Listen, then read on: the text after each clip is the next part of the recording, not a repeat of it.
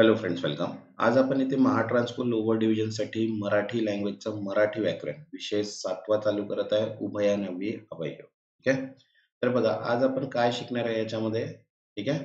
तर याच्या आधी आपण 6 टॉपिक कव्हर केलेले आहे मराठी व्याकरणचे. ज्यांनी ते नाही बघितले ते चॅनलच्या प्लेलिस्टवर पूर्ण मराठी व्याकरणची पूर्ण प्लेलिस्ट आहे, ते तुम्ही आपल्याजवळ सेव्ह करून घ्या, जेणेकरून पूर्ण व्हिडिओज तुम्हाला तिथे मिळून जातील. ठीक आहे. तर बघा, आज जो आहे तो आहे आपला काय शिकायचं आहे, उभयनिष्ठ अवयव म्हणजे काय, उभयनिष्ठ अवयवाची उदाहरणे, स्पष्टीकरण, इतर माहिती, बहुपर्यायी प्रश्न आणि खरे किंवा खोटे प्रश्न, असे 6 टॉपिक आज आपल्याला इथे कव्हर करायचं आहे.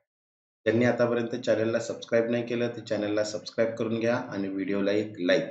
जर तुमचा सपोर्ट असेल तेव्हाच आपण हा सिरीज कंप्लीट करू शकणार, अदरवाईज नाही. ठीक आहे. तर बघा, आज महत्वाचे मुद्दे, बहुपर्यायी प्रश्न आणि खरे किंवा खोटे प्रश्न हे चालू. ठीक आहे. तर बघा, सगळ्यात पहिले आहे उभयनामी अवयव म्हणजे काय. ठीक आहे.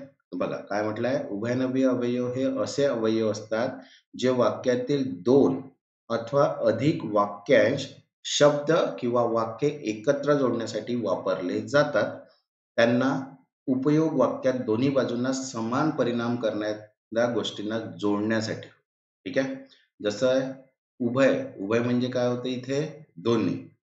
अन्वयी म्हणजे काय होते, जोडणारे. आणि अवयव म्हणजे अपरिवर्तीय शब्द ज्यांना रूप बदलत नाही. तर हा आहे मेन जो आहे तो आहे अर्थ.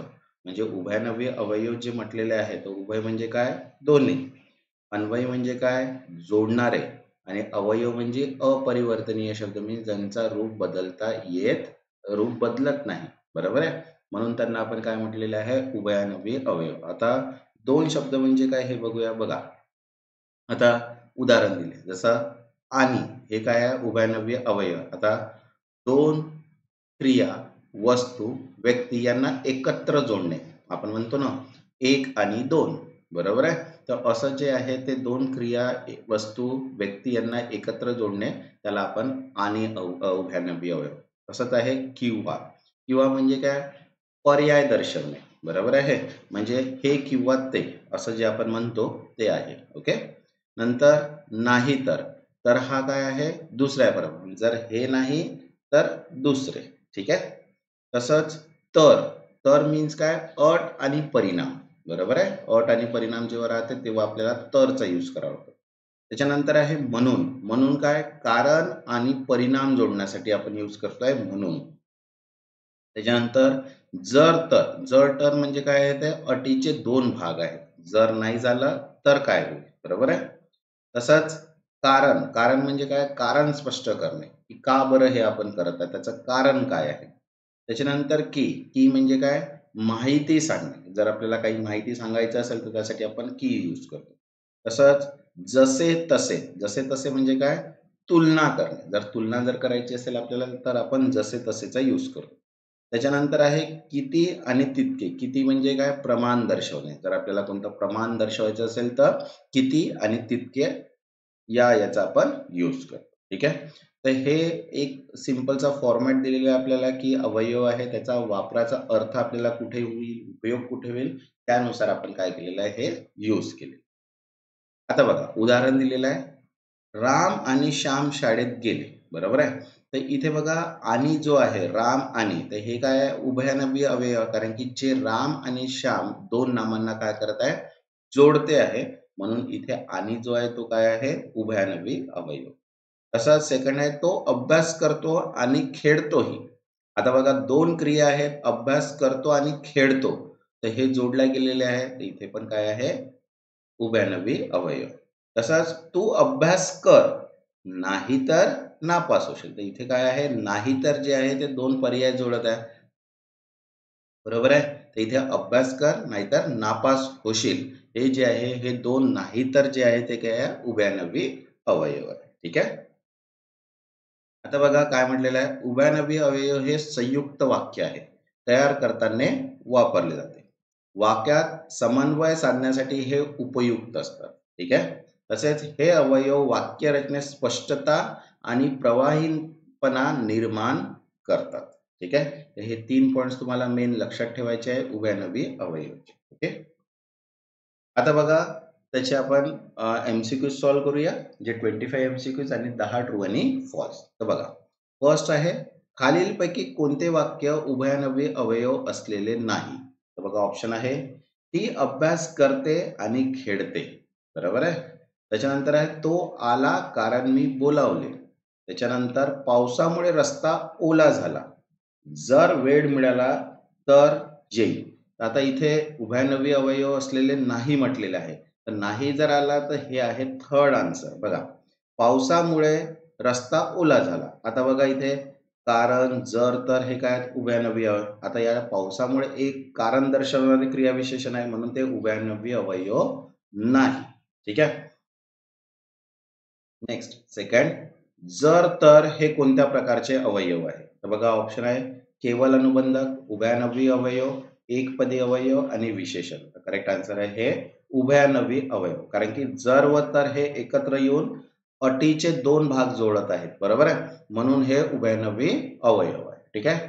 तसंच संपूर्ण मराठी व्याकरणची बुक अवेलेबल आहे, ज्याच्यामध्ये महत्वाचे मुद्दे, बहुपर्यायी प्रश्न, खरे किंवा खोटे प्रश्न असं पूर्ण सॉल्व्ह केलेलं आहे. त्याच्यामध्ये 1000 क्वेश्चन्स मीन्स 10 सराव प्रश्न मंच सुद्धा त्याच्यामध्ये दिलेले आहे. ठीक आहे. ज्यांना पण ही PDF हवी असेल त्यांनी खाली व्हॉट्सअप नंबर दिलेला आहे, या नंबरवर मेसेज करून इथनं PDF तुम्ही घेऊ शकता. ठीक आहे. आता नेक्स्ट थर्ड आहे बघा, तो अभ्यास करतो आणि खेळतोही. या वाक्यातील उभयनवी अवयव ओळखा. तर बघा, करतो आणि खेळतो आणि तो. इथे करेक्ट आन्सर काय येईल? आणि हे दोन क्रिया जोडणारे काय आहे? उभयनवी अवयव आहे. नेक्स्ट फोर्थ, तो आलाच नाही कारण त्याला ताप होता. या वाक्यात कारण हे काय दर्शवते? बघा ऑप्शन आहे, पर्याय, अट, कारण आणि परिणाम. तर इथे आन्सर काय आहे? कारण. कारण हे दोन्ही वाक्यात जोडून कारण स्पष्ट करणारे उभयनवी अवयव आहे. नेक्स्ट फिफ्थ, माझ्याकडे पैसे आहेत तर मी खर्च करत नाही. या वाक्यात कोणते उभयनवी अवयव आहेत? तर बघा, पैसे आहे तरी खर्च. इथे काय येईल? तरी. तरी हे विरोधाभास दाखवणारे उभयनवी अवयव आहे. नेक्स्ट सिक्स्थ, की हे उभयनवी अवयव कोणत्या प्रकारच्या वाक्यामध्ये वापरले जाते? बघा ऑप्शन आहे, प्रश्नवाचक, गौण वाक्य जोडणारे, आज्ञार्थी आणि विशेषवाचक. तर करेक्ट आन्सर आहे इथे गौण वाक्य जोडणारे. मीन्स मला वाटते की तू येणार. येथे की हे मुख्य गौण वाक्य जोडते. ठीक आहे. नेक्स्ट सेवंथ, खालीलपैकी उभयनवी अवयव नाही. तर बघा ऑप्शन आहे, किंवा, आणि, नाहीतर, जर. तर करेक्ट आन्सर काय इथे? जर. जर एकटं असताना अर्थ अपूर्ण राहतो, तर जर तर मिळून उभयनवी अवयव काय होते? तयार होतो. नेक्स्ट 8, जसे तसे याचा योग्य अर्थ कोणता? बघा ऑप्शन आहे, कारण, तुलनात्मक संबंध, अट आणि विरोधाभास. तर करेक्ट आन्सर आहे इथे सेकंड, तुलनात्मक संबंध. जसे तुम्ही वागतात तसेच इतर वागतात. इथे काय आहे? तुलना आहे. बरोबर आहे, म्हणून ते तुलनात्मक. नेक्स्ट 9, तू अभ्यास कर नाहीतर नापास होशील. या वाक्यात नाहीतरचे काय कार्य काय आहे? तर बघा ऑप्शन आहे, कारण देणारे, सेकंड तुलना, तिसरं पर्याय सुचवणारे आणि चौथा स्पष्टीकरण देणारे. तर करेक्ट आन्सर आहे इथे थर्ड, पर्याय देणारे, सुचवणारे. बरोबर आहे. अभ्यास न केल्यास नापास होणे म्हणजे दुसरा पर्याय नाही तर. ठीक आहे. नेक्स्ट 10, खालीलपैकी कोणता शब्द जोड शब्द मीन्स कंजक्शन म्हणून उभयनवी अवयव आहे? बघा ऑप्शन आहे, म्हणजे, पण, की, तरीही. तर करेक्ट आन्सर आहे इथे थर्ड, की. की हे वाक्य जोडणारे उभयनवी अवयव आहे.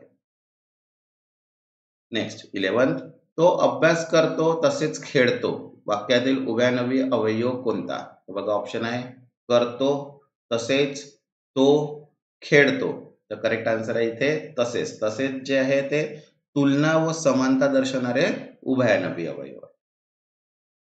नेक्स्ट 12, तो नुसताच आला नाही तर ओरडून आला. इथे कोणता अवयव आहे? बघा ऑप्शन आहे, नुसता, नाही, तर, आला. तर करेक्ट आन्सर आहे इथे तर. तर हे विरोध किंवा परिणाम दर्शवते उभयनवी अवयव आहे. नेक्स्ट 13, तो येईल की नाही इथे कीचे काय ऑप्शन आहे? प्रश्नवाचक, अवयव, क्रियाविशेषण आणि विशेषण. करेक्ट आन्सर आहे इथे प्रश्नवाचक. येथे की हे प्रश्न निर्माण केलेला आहे, त्यामुळे ते उभयनवी नसून प्रश्नवाचक कार्य करत आहे. ठीक आहे. नेक्स्ट 14. तू वेळेवर आला असतास तर पाहिला असतास. येथे काय दाखवले आहे? बघा ऑप्शन आहे कारण, अट, परिणाम आणि विरोधाभास. तर करेक्ट आन्सर आहे इथे अट. जर तर, बरोबर आहे, हे प्रकारातील अटीचा संबंध आहे. नेक्स्ट 15. तो अभ्यास करतो आणि खेळतोही या वाक्यात क्रिया किती? तर बघा ऑप्शन आहे 1 आहे, 2 आहे, 3 आहे, 4 आहे. तर करेक्ट आन्सर किती आहे? 2. अभ्यास करतो आणि खेळतो, 2 क्रिया आणि नी जोडलेल्या आहेत.